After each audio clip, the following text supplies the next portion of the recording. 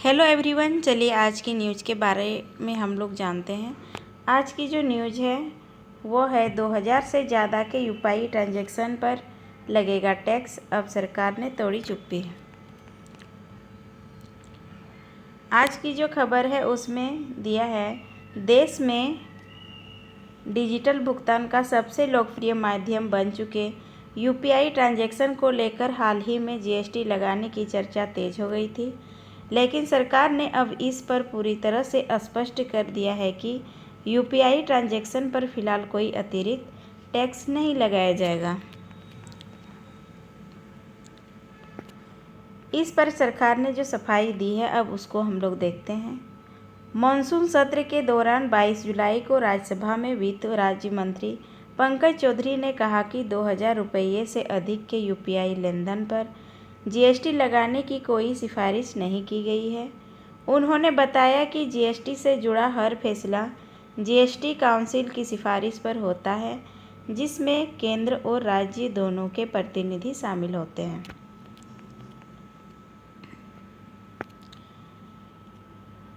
कर्नाटक में नोटिस के बाद बढ़ी चर्चा। हाल ही में कर्नाटक में व्यापारियों को यूपीआई ट्रांजैक्शन के डेटा के आधार पर लगभग 6000 जीएसटी नोटिस भेजे गए थे।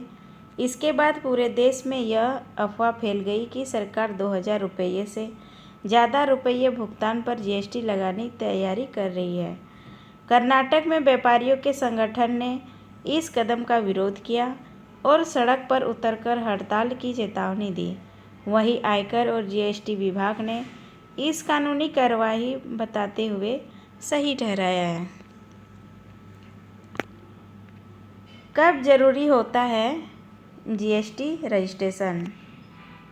चलिए इसको देखते हैं। कर्नाटक में कमर्शियल टैक्स विभाग की जॉइंट कमिश्नरी मीरा सुरेश पंडित ने बताया कि अगर किसी व्यापारी की सालाना कमाई सेवा क्षेत्र में 20 लाख रुपये से अधिक या सामानों के कारोबार में 40 लाख रुपये से अधिक हो जाती है तो जीएसटी कानून के तहत रजिस्ट्रेशन कराना जरूरी होता है। ऐसे कारोबारियों को अपने टर्नओवर की जानकारी देना भी अनिवार्य है। इसका क्या नतीजा निकला, चलिए उसको देखते हैं। सरकार की ओर से क्या नतीजा निकले हैं। सरकार ने साफ कर दिया कि यूपीआई भुगतान पर कोई नया टैक्स नहीं लगेगा, लेकिन जिन कारोबारियों की टर्नओवर सीमा तय सीमा से ऊपर जाती है उन्हें जीएसटी रजिस्ट्रेशन कराना और कानून का पालन करना जरूरी है। अब हम लोग थोड़ा जीएसटी के बारे में जान लेते हैं कि आखिर क्या है जीएसटी।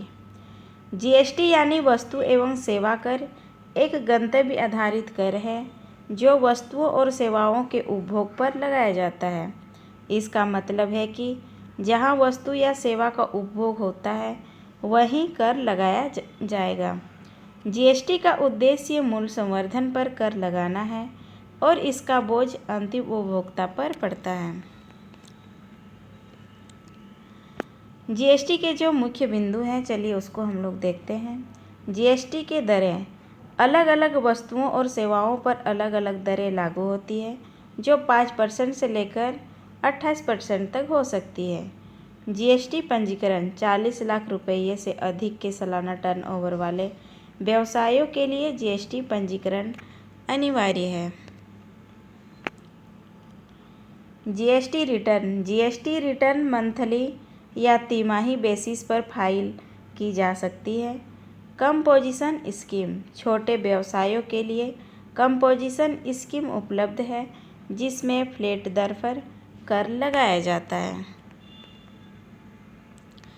अब हम लोग थोड़ा देख लेते हैं जीएसटी के फायदे। पहला जो है वो है कर प्रणाली को सरल बनाना। जीएसटी के नए कई अलग अलग करों को एक में मिला दिया है, जिससे कर प्रणाली सरल हो गई है। उदाहरण के तौर पर हम लोग देखते हैं, पहले एक व्यवसाय को वेट, सेवा कर और अन्य कई करों का भुगतान करना पड़ता था। अब जीएसटी के तहत केवल एक कर का भुगतान करना होता है।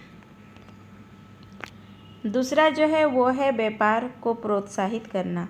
जीएसटी ने व्यापार को प्रोत्साहित किया है। क्योंकि यह कर प्रणाली को सरल बनाता है।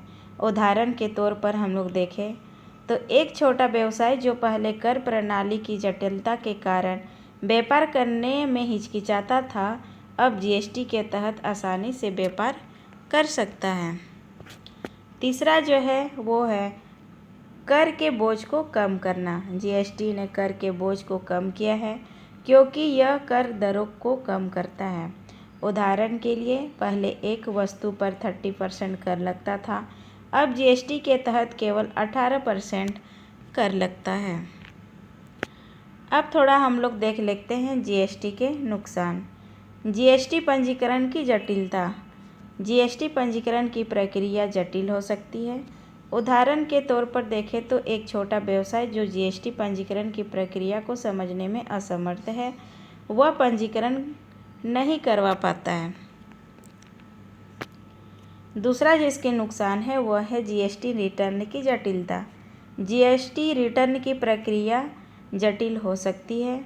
उदाहरण के लिए देखें तो एक व्यवसाय जो जीएसटी रिटर्न की प्रक्रिया को समझने में असमर्थ है, वह रिटर्न नहीं भर पाता है।